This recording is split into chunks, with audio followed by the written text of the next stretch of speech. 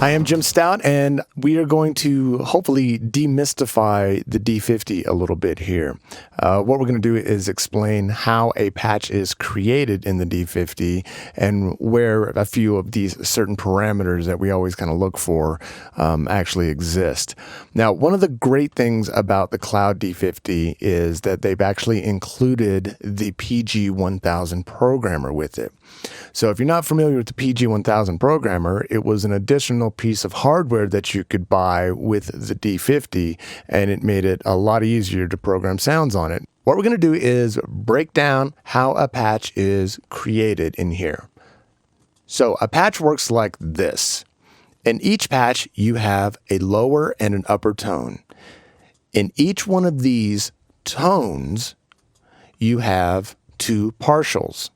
So two partials make up a tone, two tones make up a patch. So let's see what parameters actually exist in these different areas. So let's start with patch. In patch, you've got your master tone, your key modes. So you can do dual, whole, you can split the keyboard. You can change your split points. You can change the keys. You can change the balance of the upper and lower tones, your pitch bend information, your portamento, your hold, and chase. And chase is always interesting. Chase is actually a delay type effect, but it doesn't use DSP to create the delay. It actually kind of creates a MIDI note delay. So if you've ever seen some of these kind of MIDI note processors from older sequencers, kind of the same function. It actually just kind of repeats the note itself. Right here, you've got your output mode. So down here, you see the 4 different output modes that are available to you.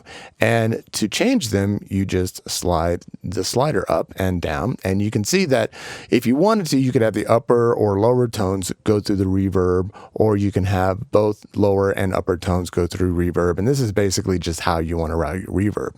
Here is your reverb, the legendary Roland D-50 reverb. So you've got 32 different reverbs in here. You got your reverb balance and your total volume for your patch. So you can see when I turn that down, it turns down the main volume. Now moving on to tones, we are going to check out the lower tone. So now that we're looking at a tone, the first thing that I want to do is take a look at how the partials are going to be structured in this tone. So down here, you've got your little legend of all the different partials and their different configurations.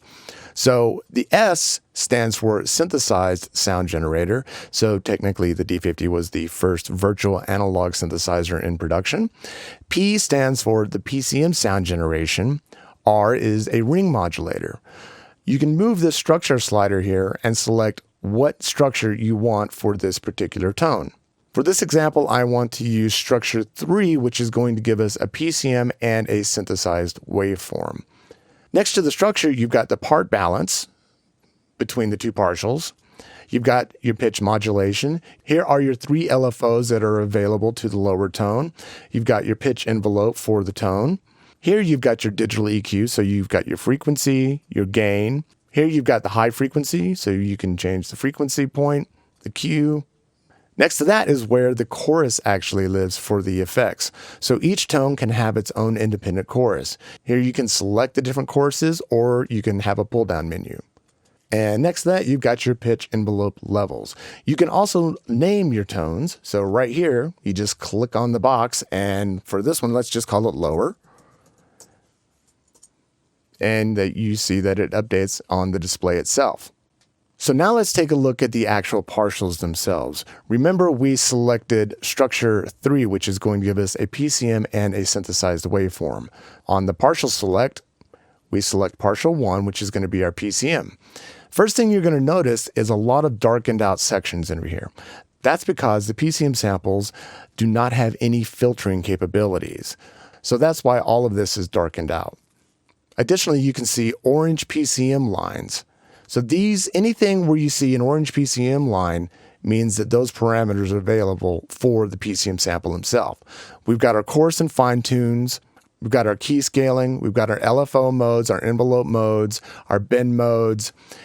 Over here, you can select the actual sample itself.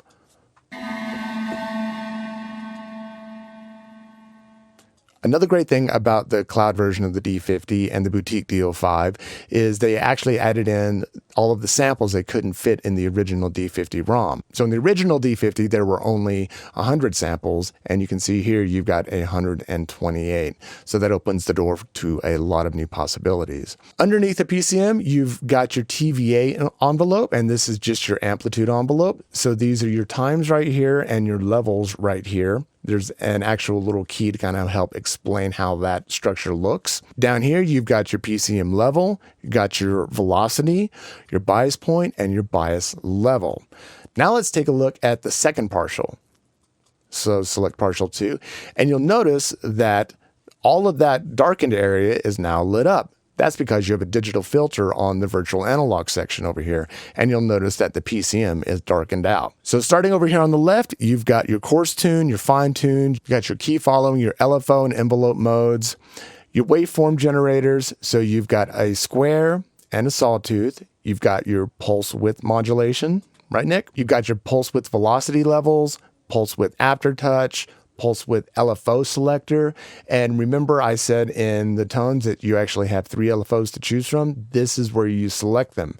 You can either do them positive or negative values. Underneath that, you've got your filter section. So you've got a low pass filter in here with resonance, your key following, your bias points, bias levels, your envelope depths, your envelope velocities, your LFO selectors, again, either plus or minus, your LFO depth, and your aftertouch range. Keep going over to the right, and you have your time variant filter envelope, and this is basically your filter envelope. On the top level, you've got your times, and directly below it, you have your levels. And again, there's a little legend over here that gives you a visual breakdown of what these mean. Next to that is your TVA, which is your time variant amplifier. This is your amplitude envelope. Again, you've got your times at the top and your levels at the bottom. Now over here is your actual amplitude.